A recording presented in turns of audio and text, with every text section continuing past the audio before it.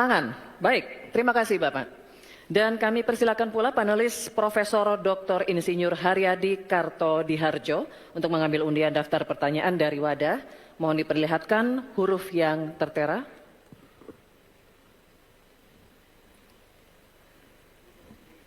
Huruf B. Terima kasih. Pangan huruf B. Baik, Bapak-bapak, masih tersegel, kita akan buka. Dan kembali kami ingatkan bahwa kami akan membacakan pertanyaan satu kali, mohon didengar dengan seksama. Ini untuk calon wakil presiden nomor urut 1 Bapak Muhaimin Iskandar. Perubahan iklim ekstrim mengancam produksi pangan dan menurunkan kualitas gizi pangan. Hal ini sangat berpengaruh terhadap kualitas sumber daya manusia serta kecerdasan, imunitas, dan produktivitas. Pertanyaannya, bagaimana strategi paslon untuk menghadapi dampak perubahan iklim terhadap produksi dan kualitas gizi pangan? Waktu menjawab 2 menit, Pak Muhaimin dimulai saat berbicara. Silakan. Saudara-saudara sekalian, tanpa krisis iklim pun persawahan pertanian kita tidak memiliki air dan irigasi yang memadai.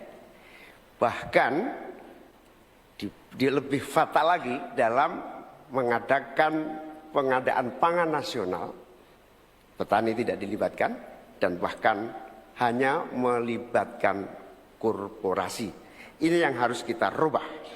Kita ingin melihat bahwa potensi petani dan seluruh produk-produknya masih sangat luar biasa. Mulai dari pengadaan lahan yang memadai. Dalam arti, lahan-lahan yang ada melalui reformasi agraria.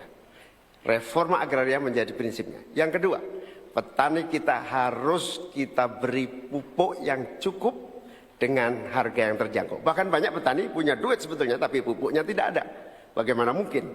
Yang kedua, potensi pupuk organik juga menjadi salah satu bagian penting agar produksi pertanian kita semakin berkualitas. Di sisi yang lain, kita ingin program perlindungan gagal tanam gara-gara iklim juga kita berikan supaya petani kita aman, merasa aman dan yakin dengan produksinya.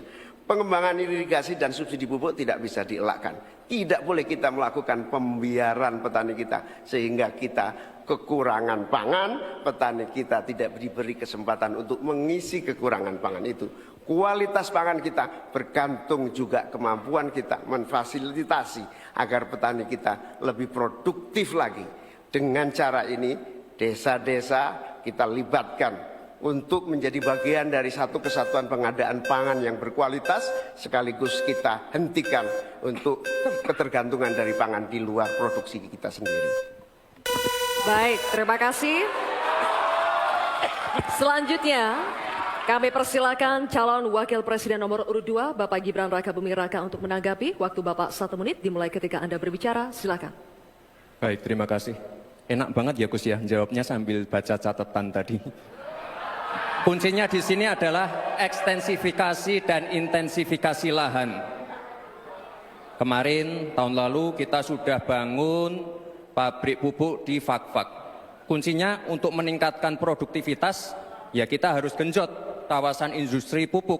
Kita dekatkan pupuknya dengan lahan-lahan pertaniannya. Kuncinya pupuk, dan pupuk harus didekatkan dengan lahan-lahan pertanian. Otomatis produktivitas akan meningkat. Dan jangan lupa mekanisasi. Kita ingin meningkatkan produktivitas para petani. Pakai RMU, pakai combine harvester, dan juga kita melibatkan generasi muda melalui smart farming. Pakai IoT untuk melihat pH tanah, keasaman tanah, kesuburan tanah, dan juga penggunaan drone untuk penyemprotan pestisida. Terima kasih. Baik, terima kasih. Terima kasih. Baik, kita lanjutkan Bapak-bapak. Oke, selanjutnya. Kita lanjutkan ya Bapak Ibu. Cukup ya. Kita lanjutkan dulu.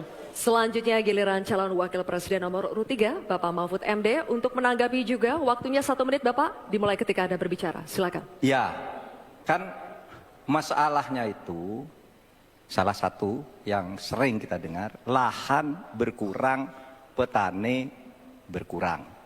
Orang desa tidak mau lagi menjadi petani karena justru rugi. Terkadang kalau mau ingin mendapat pupuk bersubsidi dipersulit bukan main dan harus beli ke tengkulak. Nah di sini problemnya sebenarnya bagaimana penegakan aturan-aturan itu.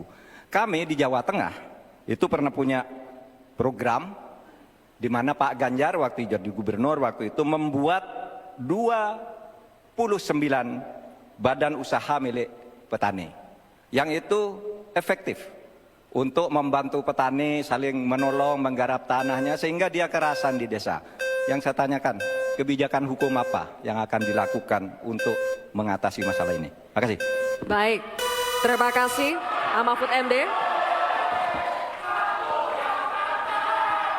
Kita teruskan lagi ya. Kita lanjutkan dulu ya. Kita teruskan lagi lanjutkan debatnya. Cukup. Selanjutnya kita kembali ke calon wakil presiden nomor urut 1 Bapak Muhaimin Iskandar. Kami persilakan untuk merespons tanggapan dari calon wakil presiden nomor urut 2 dan 3 yang telah dikemukakan. Waktu Bapak 1 menit dimulai ketika Anda berbicara. Silakan. Terima kasih Pak Gibran. Yang Anda sampaikan hanya mengulang apa yang saya sampaikan. Saya ingin memperdalam lagi bahwa petani kita ini potensinya besar sekali. Jumlah petani kita masih sangat besar. Potensi tanah kita subur masih banyak lagi. Di sisi yang lain, kita juga memiliki apa yang disebut kebutuhan pangan kita, juga pasar yang luar biasa. Nah, dalam konteks ini, antara suplai kita punya potensi, antara permintaan kita juga punya sangat kuat. Oleh karena itu, pemerintah tidak boleh diam. Turun tangan, jangan terlalu normatif mengatasi keadaan. Untuk Pak Mahfud, saya ingin menyampaikan bahwa seluruh perangkat undang-undang yang menyangkut perlindungan petani dan produksi kita sebetulnya lengkap. Tinggal implementasi saja dari seluruh proses hukum yang kita miliki. Kemauan politik, kesungguhan, tidak mengabaikan petani yang penting. Terima kasih Bapak Muhaimin, waktunya habis. Ya. Baik, kan memberikan apresiasi. Bapak Ibu sekalian, tuntas sudah segmen kedua kita. Ini saatnya kita berikan apresiasi kepada ketiga calon wakil presiden kita.